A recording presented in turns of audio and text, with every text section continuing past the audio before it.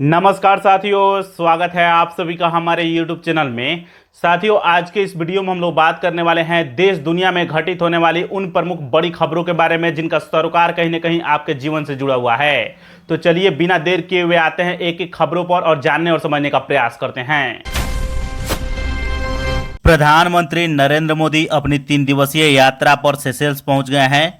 वहां के राष्ट्रपति पैट्रिक हरमिनी ने उनका गर्मजोशी से स्वागत किया। पीएम मोदी वहां के नेशनल डे और राजनयिक संबंधों की गोल्डन जुबली समारोह में हिस्सा लेंगे और नेशनल असेंबली को संबोधित करेंगे।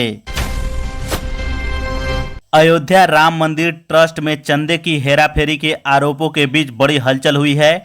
मीडिया रिपोर्ट्स के अनुसार चंपत राय और अनिल मिश्रा ने ट्रस्ट से इस्तीफा दे दिया है। इस मामले में पुलिस ने पहले ही 8 आरोपियों को गिरफ्तार कर लिया है। अगली बैठक में नई भूमिका तय होगी। केंद्रीय गृह मंत्री अमित शाह ने नई दिल्ली में एनसीओआरडी की 10वीं एपेक्स लेवल बैठक की अध्यक्षता की।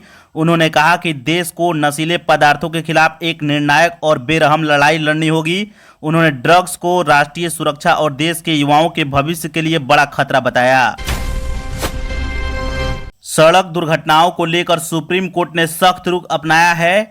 दरअसल कोर्ट ने सभी राज्यों को एक समान ट्रामा केयर सिस्टम बनाने को कहा है ताकि गोल्डन आवर यानी हादसे के बाद का पहला घंटा में घायलों की जान बचाई जा सके। डेटा के अनुसार अभी किसी भी राज्य में यह पूरी तरह लागू नहीं है। सुप्रीम कोर्ट ने सरकारी डॉक्टरों के हित में बड़ा फैसला देते हुए नीट सुपर स्पेशलिटी सीटों के लिए कट ऑफ अंक कम करने का समर्थन किया है। अदालत ने कहा है कि इन सर्विस सरकारी डॉक्टर जनहित में सेवा भी करते हैं और पढ़ाई भी, इसीलिए उच्च चिकित्सा शिक्षा तक उनकी पहुंच आसान होनी चाहिए। भारत सरकार ने पहली बार आधिकारिक तौर पर मई 2025 में सीमा पार हुए ऑपरेशन सिंदूर में शहीद हुए 6 सैन्य कर्मियों के नाम सार्वजनिक किए हैं। इन वीर जवानों के नाम राष्ट्रीय समर स्मारक की वेबसाइट पर रोल ऑफ ऑनर में शामिल किए गए हैं। नीट परीक्षा विवाद और पेपर लीक मामलों को लेकर विपक्ष और छात्र संगठनों का विरोध प्रदर्शन जारी है। सीजेपी के फाउंडर अभिजीत दीपके ने शिक्षा मंत्री धर्मेंद्र प्रधान के जन्मदिन पर तंज कसते हुए उनसे इस्तीफे की मांग की है और देशव्यापी आंदोलन की चेतावनी दी है।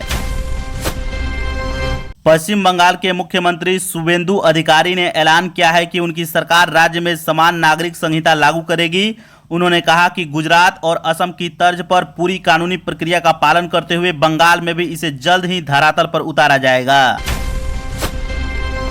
वेनेजुएला में आए भीषण भूकंप में मरने वालों की संख्या 920 पार हो चुकी है।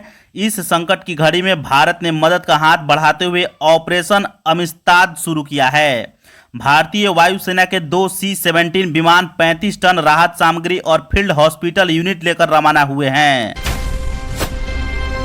अमेरिकी विदेश मंत्री मार्को रूबियो ने आधिकारिक ऐलान किया है कि नवनिर्वाचित अमेरिकी राष्ट्रपति डोनाल्ड ट्रंप अगले साल की शुरुआत में भारत के दौरे पर आएंगे।